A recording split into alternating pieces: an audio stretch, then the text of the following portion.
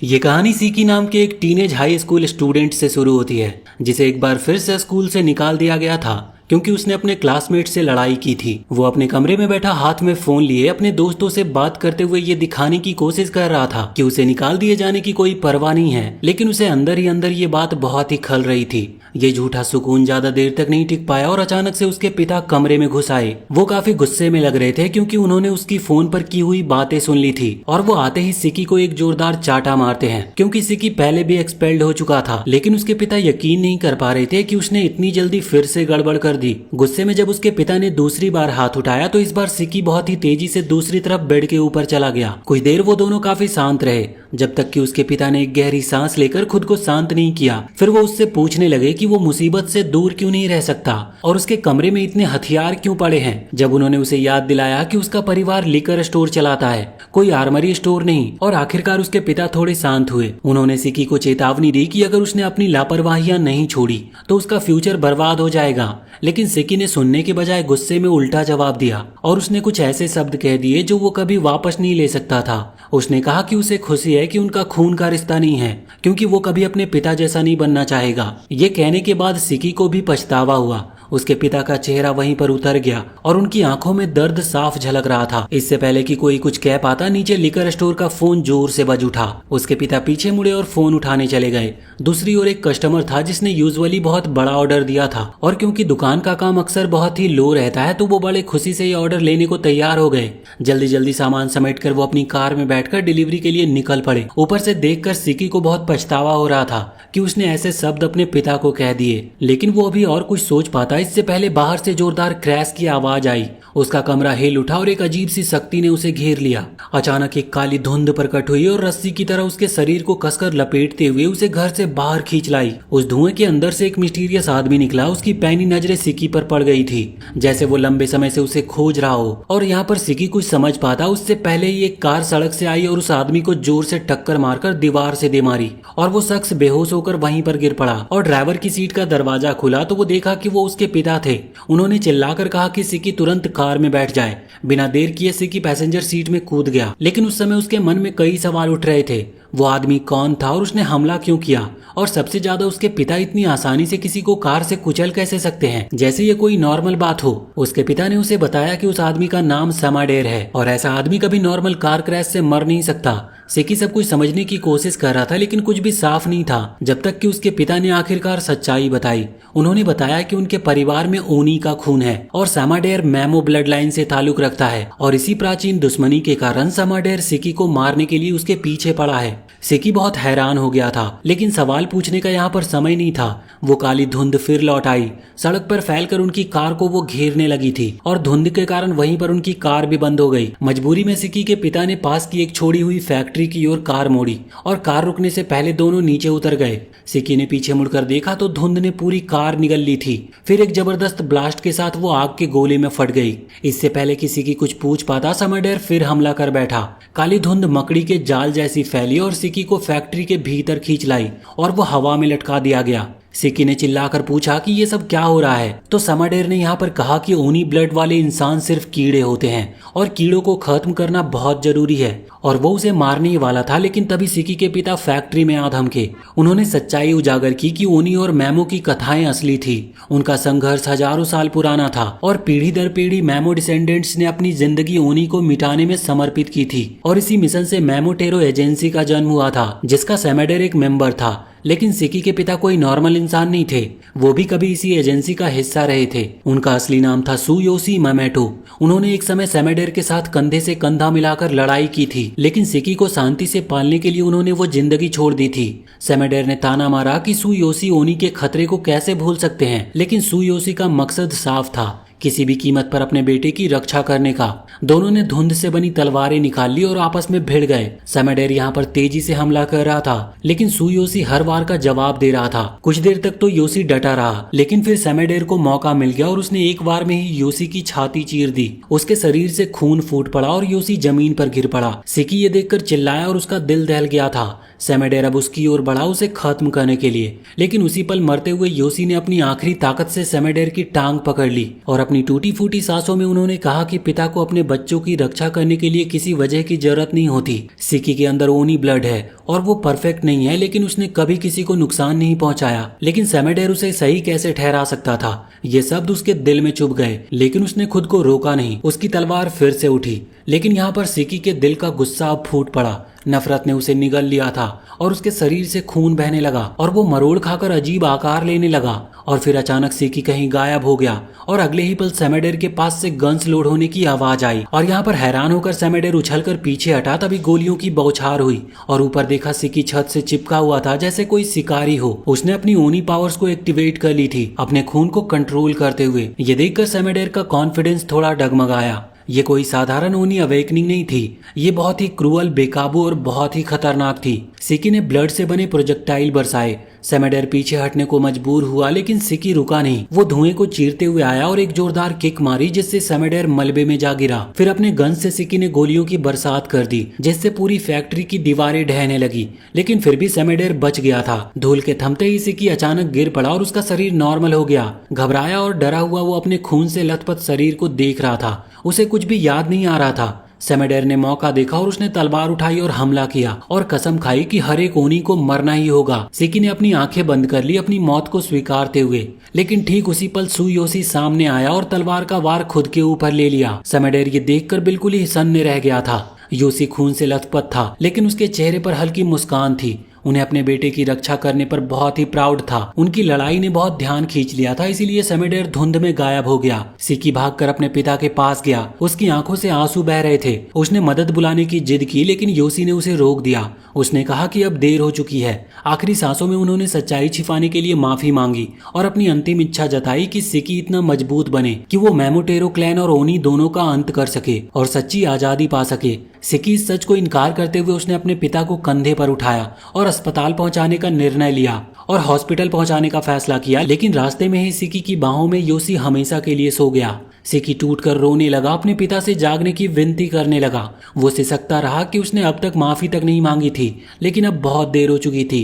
उसके पिता हमेशा के लिए चले गए थे। वो पास में बैठा रो ही रहा था कि पीछे से एक परछाई आई। उस आदमी ने चेतावनी दी कि वो यहाँ पर ज्यादा देर तक नहीं रह सकता। बहुत सी निगाहें उसके ऊपर लगी है। सिकी पलटा और लड़ने को तैयार हुआ, लेकिन इससे पहले कि कुछ कर पाता उसकी गर्दन पर वार हुआ और अंधेरा छा गया। उधर कहीं दूर मेमोटेरो एजेंसी में हलचल मच गई थी। बड़े अधिकारी ये सुनकर हैरान थे कि सेमेडेर सिकी को मारने में नाकाम रहा। कुछ ने तो फुसफुसाकर शक जताया कि कहीं सेमेडेर कमजोर तो नहीं हो गया। ओनी और मेमो के बीच की छुपी हुई जंग अभी खत्म नहीं हुई थी और सिकी की पावर अवेकनिंग तो अभी शुरू हुई थी। हालात को देखते हुए बाकी सब लोग समझ गए थे कि क्यों नेटो ने पहले पीछे हटना चुना था, क्योंकि उनकी एजेंसी खुद को जनता के सामने उजागर करने का जोखिम नहीं उठा सकता था, खासकर तब जब उनकी सीक्रेसी ही उसकी सबसे बड़ी ढाल थी। और यही कारण था कि वो कभी नहीं चाहते थे कि दुनिया कभी ओनी के अस्तित्व के बारे में जान पाए। इसीलिए उनका प्लान बहुत ही सिंपल था। जैसे ही सिकी उनके कब्जे में आए उसे तुरंत मार डालो। लेकिन कहना एक बात थी और करना दूसरी। सिकी को कहीं एक दूर आइलैंड पर पहुंचा दिया गया था, जिससे उसका पता लगाना लगभग इम्पॉसिबल हो गया था। अब बजाय उसे तुरंत मारने के प्लान्स बदल दी गई थी। वो उसे एक ऐसे स्कूल में दाखिला कराने का इरादा रखते थे जो बाकी ओनी से भरा हुआ था।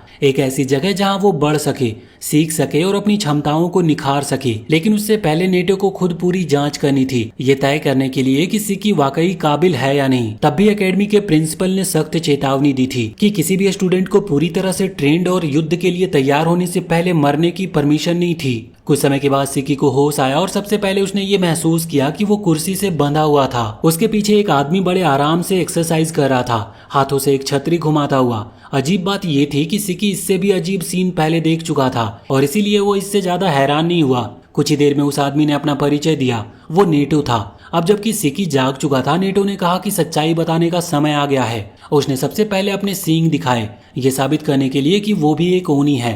फिर उसने सब कुछ समझाना शुरू किया। सिकी को यहाँ पर दो कारणों से लाया गया था, इवेल्युएशन और उसकी रिकवरी के लिए। जैसा कि सिकी पहले से जानता था कि मेमोटेरो एजेंसी काले धुएं का हथियार के रूप में प्रयोग करती थी ओनी जैसे लोगों का शिकार करने के लिए, और इसी एजेंसी के एक ऑपरेटिव ने सिकी के पिता की हत्या की थी। उनका मिशन बिल्कुल क्लियर था, हर एक ओनी को मार डालना। उनका सामना करने के लिए ओनी एजेंसी बनाई गई थी और नेटो का काम था नए एक्टिवेट ओनी को ढूंढना, उनकी क्षमता का इवैल्यूएशन करना और ये तय करना कि वो शामिल होने लायक है या नहीं। ये समझाने के बाद नेटो ने सिकी के मुंह खोल दिए ताकि वो कुछ बोल सके, और जैसे ही सिकी के होठ आजाद हुए सिकी गुस्से से फूट पड़ा और अपने पिता के बारे में जवाब मांगने लगा। चिल्लाहट से चिढ़कर नेटो ने ठंडे दिमाग से सिकी के इवैल्यूएशन के अंक काट दिए। उसने समझाया कि सिकी के पिता का शव स्टोरेज में सुरक्षित रखा गया है, लेकिन सीधे तौर पर यह कहा कि इससे कोई फर्क नहीं पड़ता, सिकी का पिता पहले ही मर चुका है। सिकी ने यहाँ पर अपनी रस्सियों को खोलना चाहा, लेकिन नेटो ने उसे इसी कारण से बांधा था। वो जंगली लापरवाह गुस्सा उसकी कमजोरी साबित कर रहा था। जल्दी सिकी समझ गया कि चिल्लाने और तड़पने से कोई फायदा नहीं होने वाला।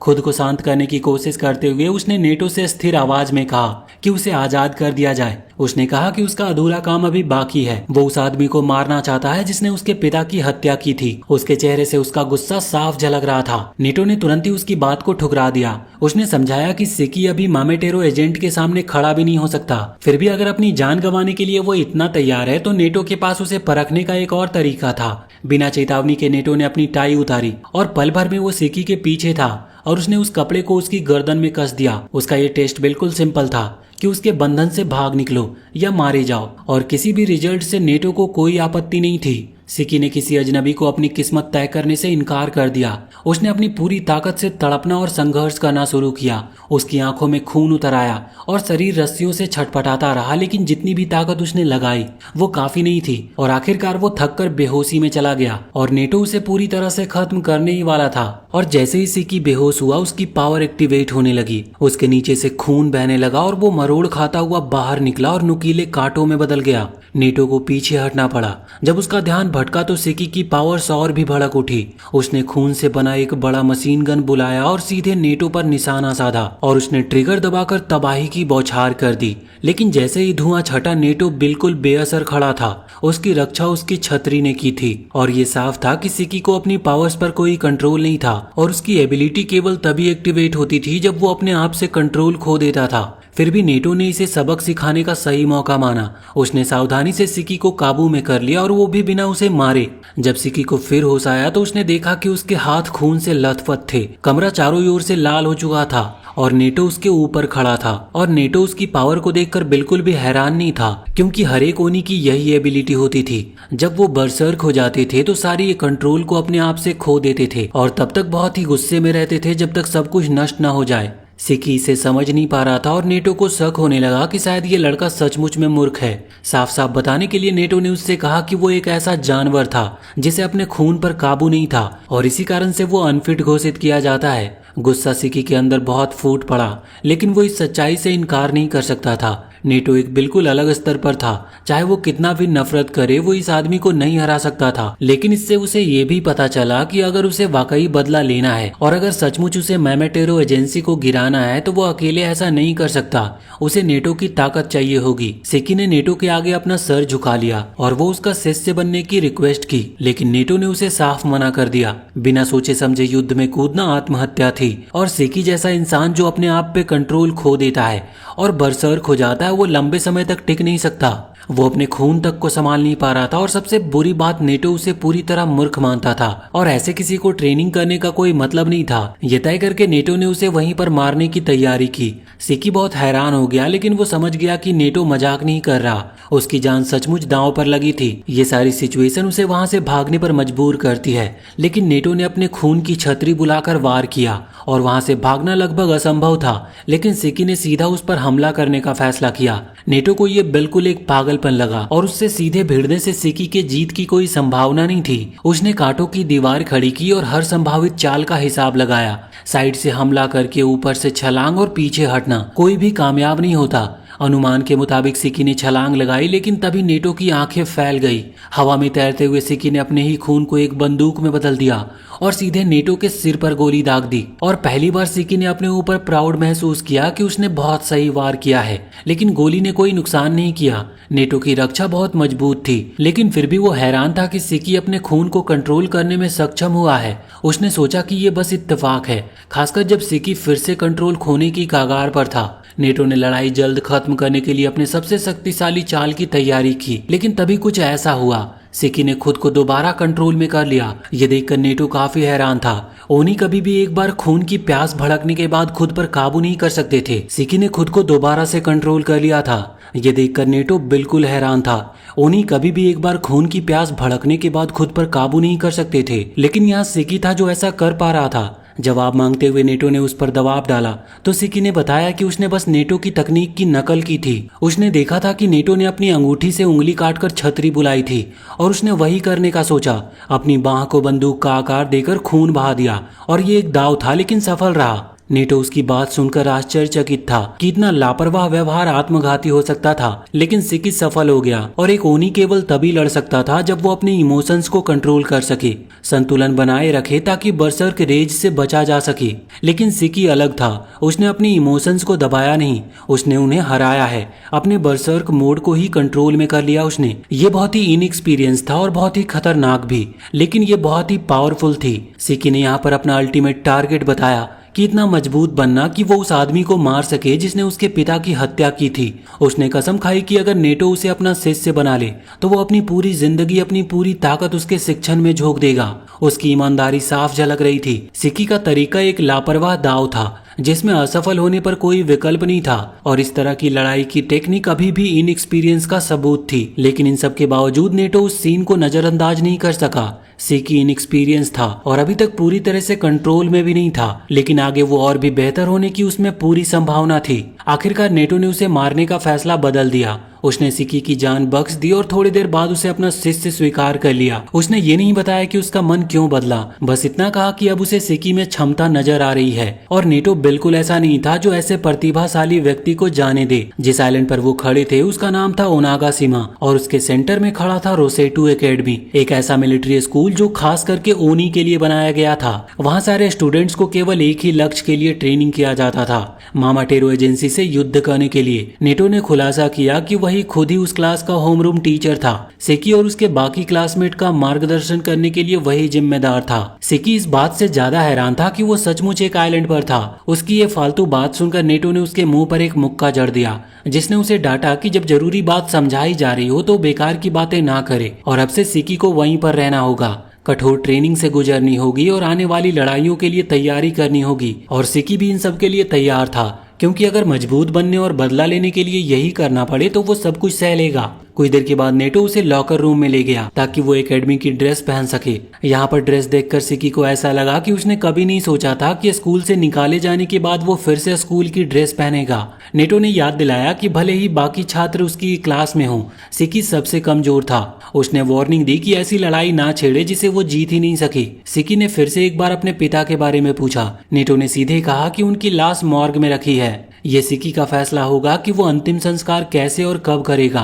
पिता की मौत की याद ने उसका मूड तुरंत खराब कर दिया, लेकिन नेटो ने उसे पछतावे में डूबने से मना किया। उसने कहा कि उस दर्द को ताकत में बदलो ताकि दोबारा कभी ऐसा ना झेलना पड़े। इसके साथ ही नेटो आगे स्केट्स करता हुआ निकल गया और कहा कि सिकी के पास क्लास पहुंचने के लिए केवल 15 सेकेंड है। इस पर सिकी शिकायत करता हुआ उसके पीछे दौड़ा। जब वो फाइनली क्लास के दरवाजे तक पहुंचे तो सिकी वहीं पर रुक गया और सोचा कि सबसे प्रभावशाली तरीके से एंटर कैसे करे। नेटो को उसकी ऐसे ड्रामा करने की कोई सहनशीलता नहीं थी। उसने सिकी को लात मारकर दरवाजे के भीतर फेंक दिया, जिससे वो मुंह के बल जाकर गिरा। अब नाक से खून बहता हुआ सिकी ने तुरंत अपने सबसे नजदीकी क्लासमेट से रुमाल मांगा। जवाब मिला जिन से, जिसने कहा कि चुप रहो। ये शब्द सिकी को काफी गुस्सा दिला गए और वो तुरंत जिन के सामने जा खड़ा हुआ। क्लास में बाकी छात्र भी मौजूद थे, जिनमें मौजूद थे आकारी, कीना, गोजी, रोकीरो और होमेर, लेकिन सिकी ने उन पर कोई ध्यान नहीं दिया। उसकी नजर केवल जिन पर थी, जिससे उसका अधूरा हिसाब बाकी था। इससे पहले कि कोई कुछ कर पाता, नेटो अचानक उनके पीछे आ गया। उसके ऐसे अचानक आने से दोनों को डरा दिया।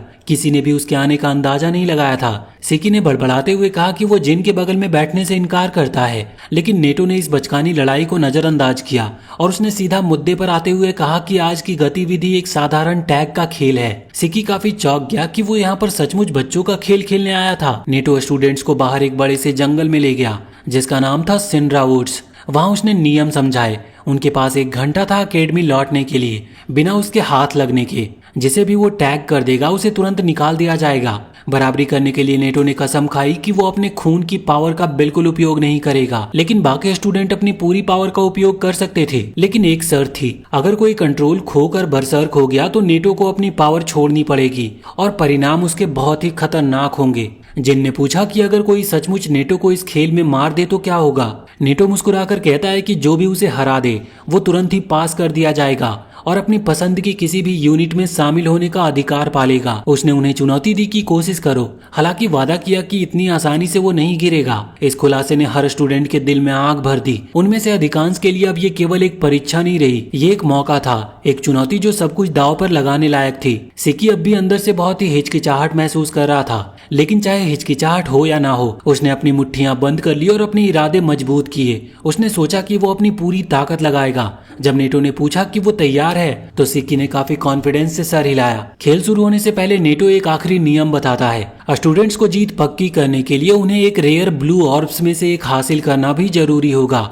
उसके बिना भले ही वो लक्ष्य तक पहुंच भी जाएं, उनकी जीत नहीं मानी जाएगी। वो अपने हाथ में 2 चमकते हुए गोले उठाता है, फिर उन्हें गहराई में जंगल की ओर फेंक देता है, जिनकी हल्की नीली रोशनी धीरे धीरे दूर धुंधली हो जाती है। छात्र बहुत ही हैरान हो जाते हैं। वो 7 हैं लेकिन ऑर्ब्स केवल 2 थे। उनका पहला ख्याल यही होता है कि नेटो उन्हें एक दूसरे के खिलाफ खड़ा करना चाहता है ताकि उन्हें आपस में लड़ना पड़े। उनकी बेचैनी देखकर नेटो तुरंत ही कहता है कि वो उन्हें 3 ग्रुप्स में बांटेगा। ग्रुप 1 में होंगे हमोरे, सिकी और जिन, और ग्रुप 2 में होंगे इकारी और गुजी।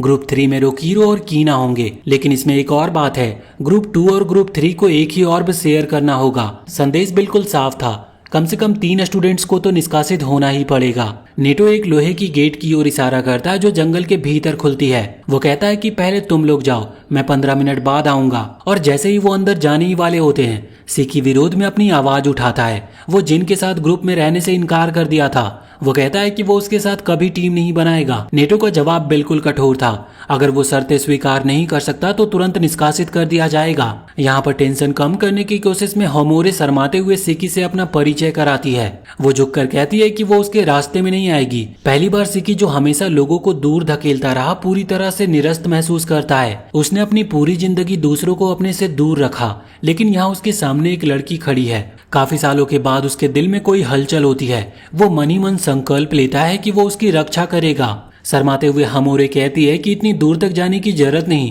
वो बस मुसीबत से दूर रहना चाहती है। लेकिन सिकी के मन में यही ख्याल घूमता रहता है कि उसे खजाना मिल गया, एक सुंदर लड़की जो काफी दयालु भी है। वो जिन की ओर मुड़कर भी काफी शांत से अपना परिचय देती है, लेकिन जिन उस पर नजर तक नहीं डालता, जिससे उसकी आंखों में आंसू आ जाते हैं। सिकी यहाँ पर गुस्से से फट पड़ता है कि जिन ने हमोरे को रुला दिया। वो तुरंत उसे प्यारी कहकर उसका मन बहलाने की कोशिश करता है। उसकी ये अटपटी बातें असर करती है और उसका चेहरे पर मुस्कान लौटाती है। उनकी नोकझोंक इतनी बढ़ जाती है कि आखिर नेटो चिल्ला उठता है, उन्हें चुप रहने और आगे बढ़ने का ऑर्डर देता है। इसके साथ ही जिन और सिकी जंगल में दौड़ पड़ते हैं। हमोरे भी उनके पीछे पीछे थोड़ी झिझकती हुई जा रही थी। जैसे ही जिन पेड़ों के बीच दौड़ता है, नेटो के शब्द उसके दिमाग में गूंजते हैं, जो मुझे मार देगा वो तुरंत ही ग्रेजुएट होगा। जिनके लिए ये परीक्षा केवल जीवित रहने की नहीं थी, ये उसके परिवार का बदला लेने का सुनहरा मौका था। लेकिन इससे पहले कि वो कुछ सोच पाता, सिकी अचानक पीछे से एक भारी डाली लेकर उस पर हमला करता है। दोनों आमने सामने खड़े हो जाते हैं। सिकी यहाँ पर उससे मांग करता है कि जिन उसके अपमान को वापस ले।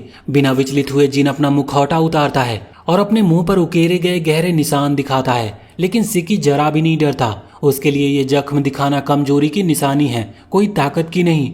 जिन मुस्कुराता है, वो अपनी बाह फाड़ता है और वहां से 3 घूमते हुए खून के चेनसाव निकल आते हैं। सिकी ये देखकर काफी हैरान था। उसने कभी नहीं देखा था कि कोई अपने खून को इतनी सहजता से कंट्रोल कर सके। जिन उसे चिढ़ाते हुए कहता है कि अगर वो डरता है तो भाग जाए, लेकिन सिकी पीछे नहीं हटता। वो अपनी उंगली काटकर खून टपकाता है और अपनी पावर को जगाने की कोशिश करता है, लेकिन कुछ होता नहीं।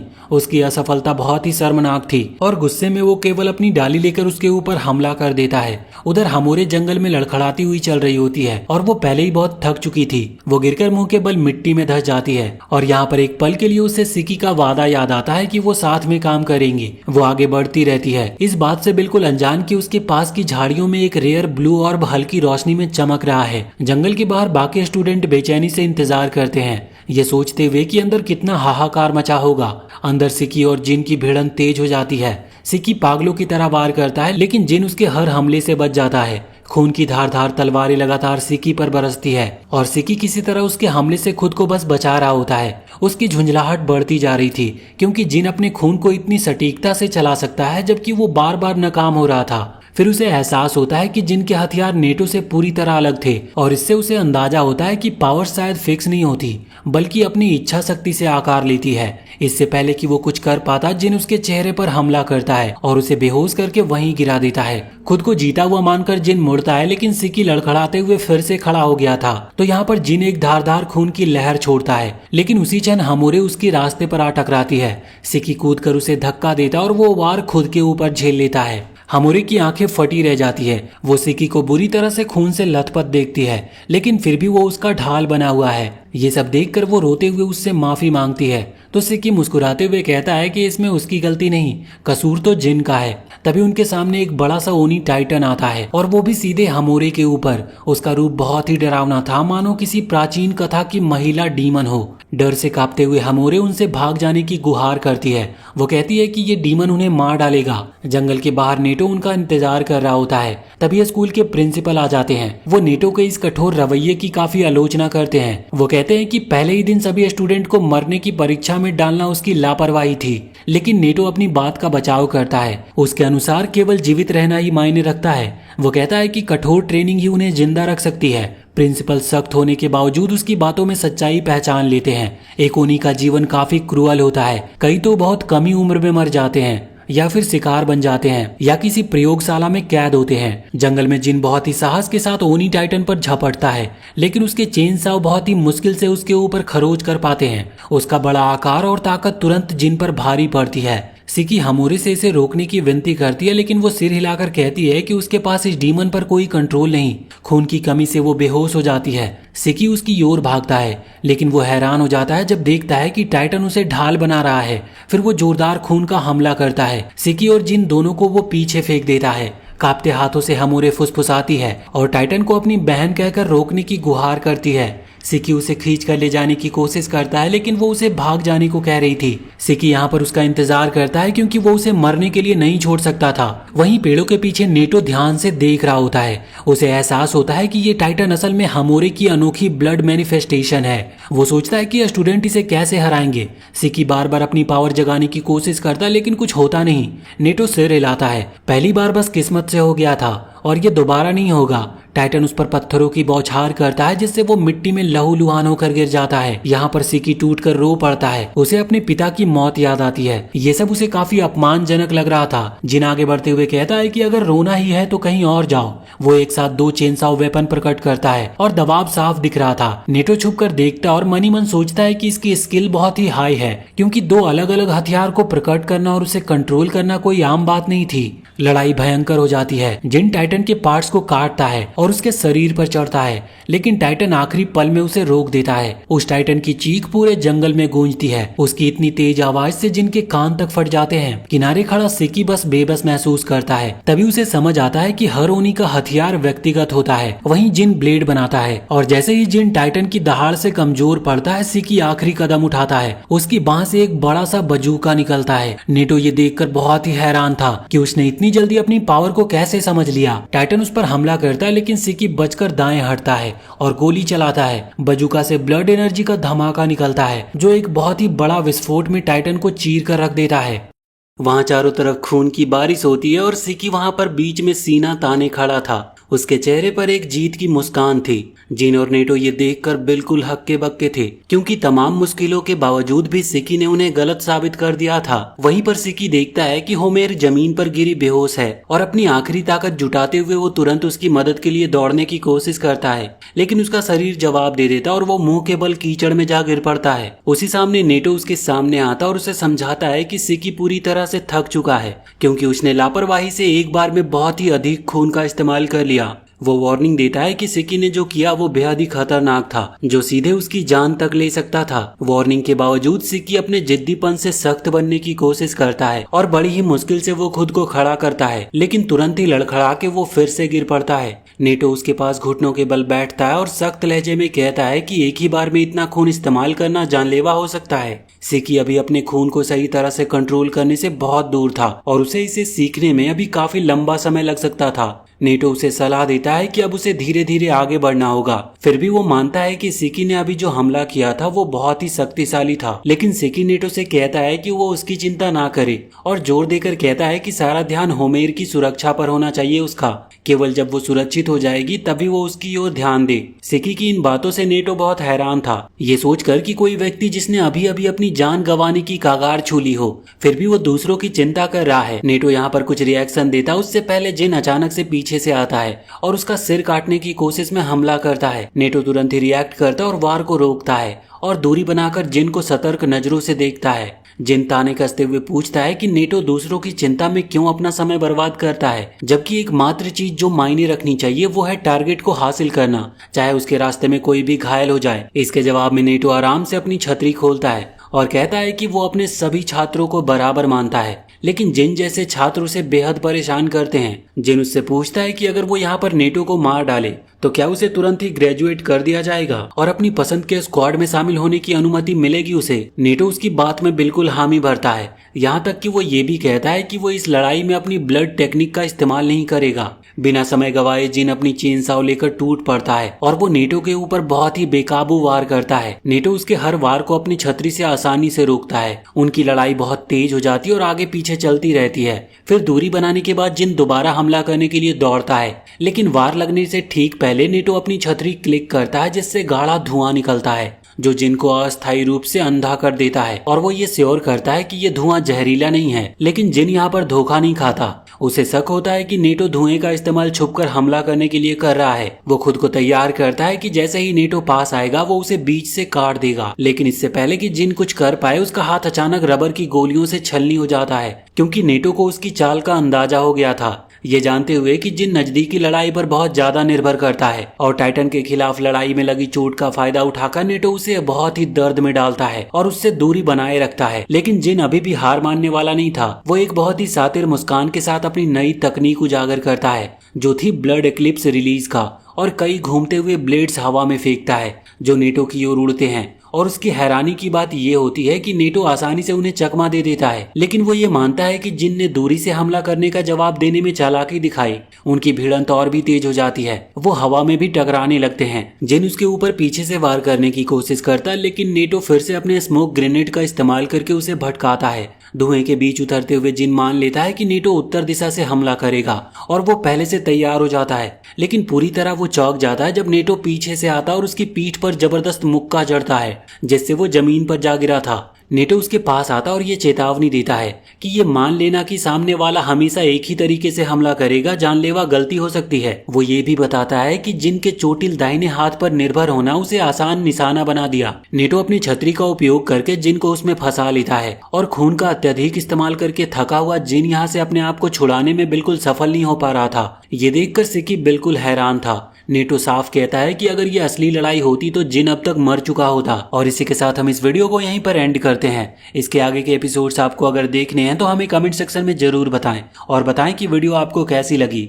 और इसी के साथ चैनल को सब्सक्राइब करके बेल आइकन जरूर दबा लें।